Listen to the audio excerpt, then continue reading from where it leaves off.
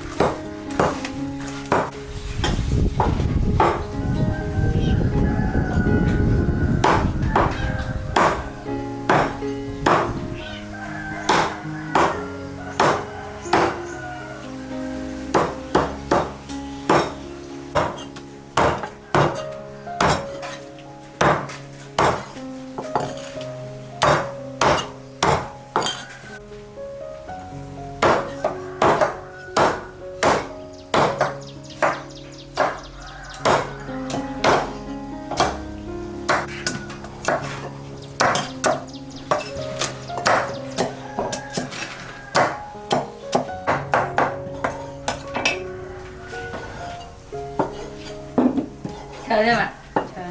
Chờ yên chờ thái.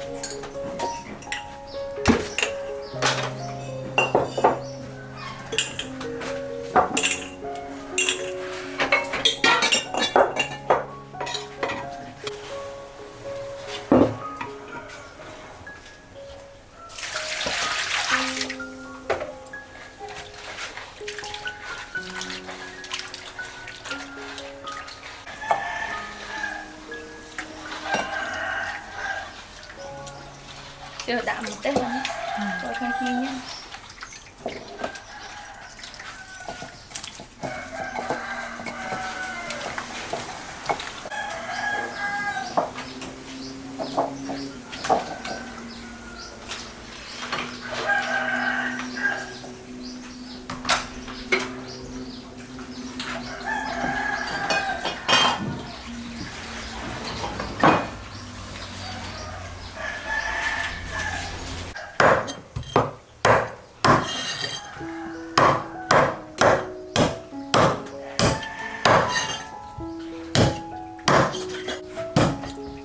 Để sổ bạch trắng đen rồi mà.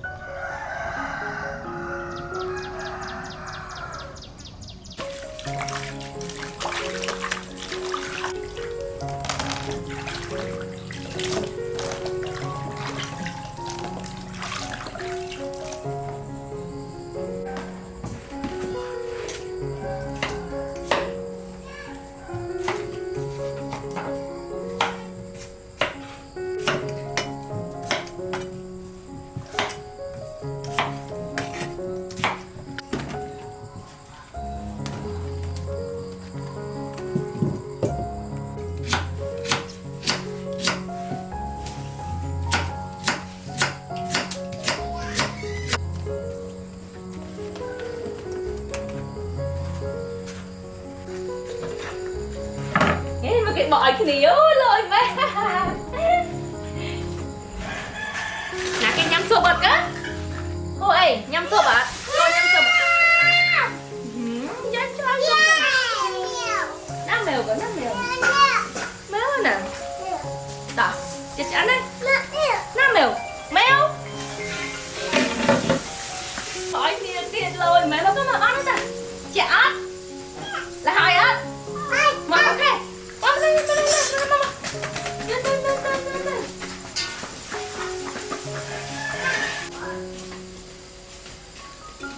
ba rồi mà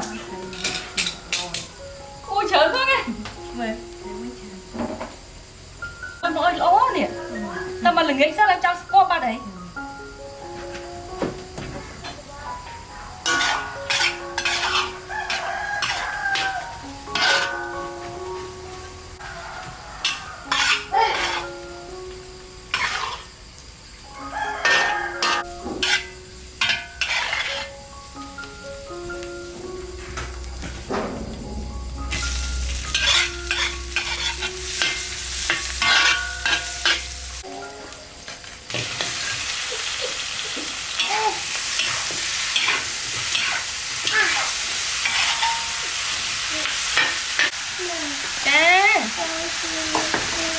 Tôm clean man.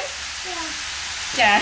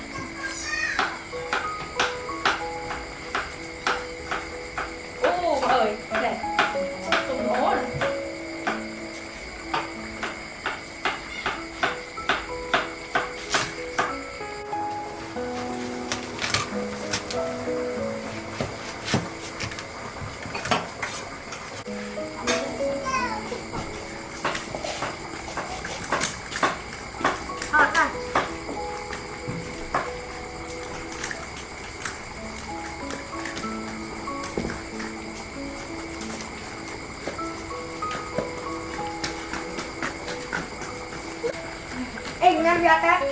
Thằng em có nhầm lần không thằng em á? Cả. Em. Con nhầm ở đó. Em mới tất cả. Em nhầm ở đó.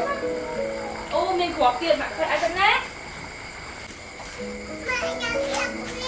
Này con này. Ok, Sa ơi, ba hai con gần thang máy hết rồi. Ba. Thôi em ai mà cắn? Em ai mà? Bài mà tao bạn chẳng với bài. Giờ tiền đã cắn? Ôi cha, mà ai kia cắn á? Ngày nào cắn? Yummy này. Yummy. Ui chỗ đây ăn mê lắm. Chỗ đây con ăn thế. Này liệp ai cắn? Ok. Liệp tiền đã? Con liệp tiền đã? Tại ta đừng quay lại cái hai cho con ta. Quay cái hai đã lên. No, mà vậy not good. Ta, tới vừa mới lên.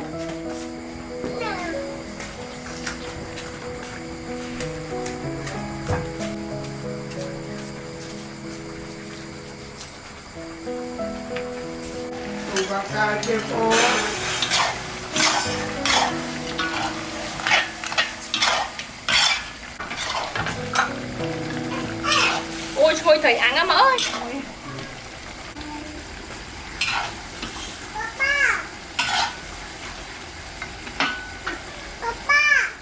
Bạn nhầm lời con. Cha, nhặt bài con lé. Con nhặt bài hả?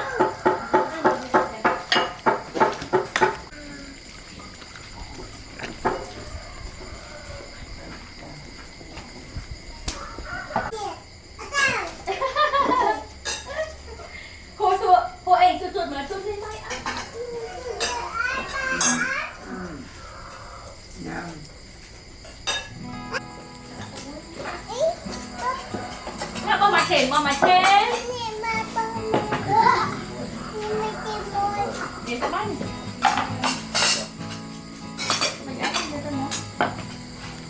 Con nha mời.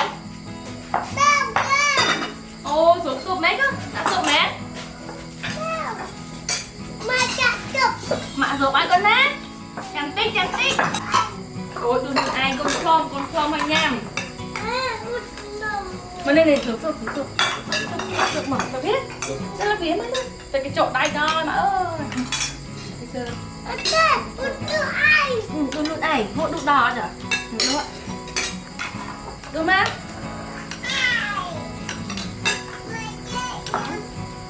Làm sao để anh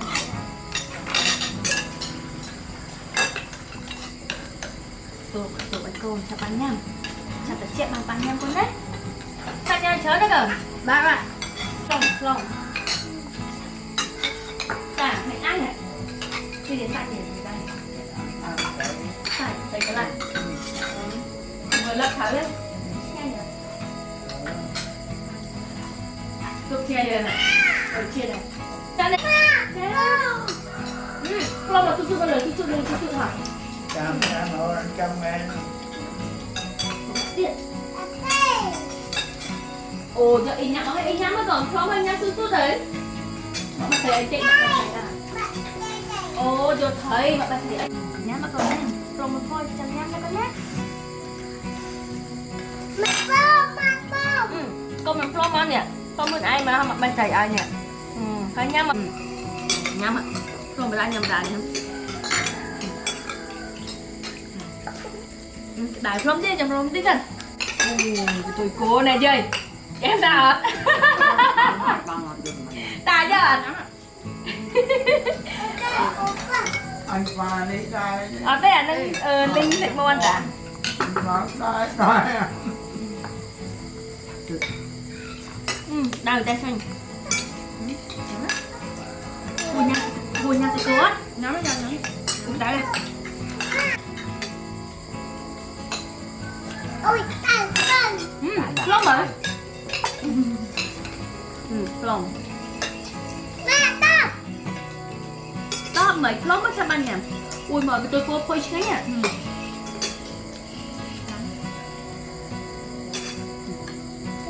Nhắm này.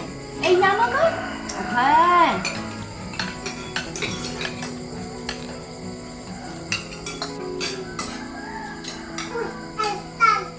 Cơm Nhắm rồi. đây, nhắm à. Cơm rồi. Cho anh chơi con.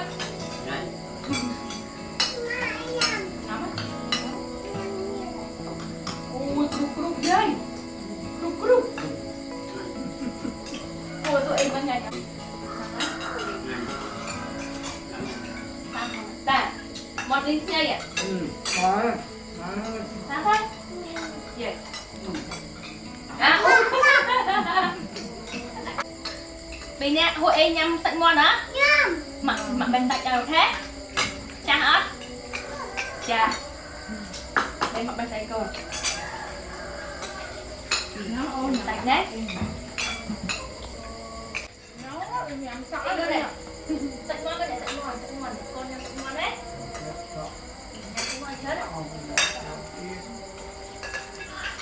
Mèo. Ủa thế đâu à? Con trai nhớ mèo. Làm đâu ra hỏi mèo. Làm thì ôm đâu được mèo. Mèo ôm được mèo ạ. Bị chua bông mà. Đi nằm đi. Đi nằm đó.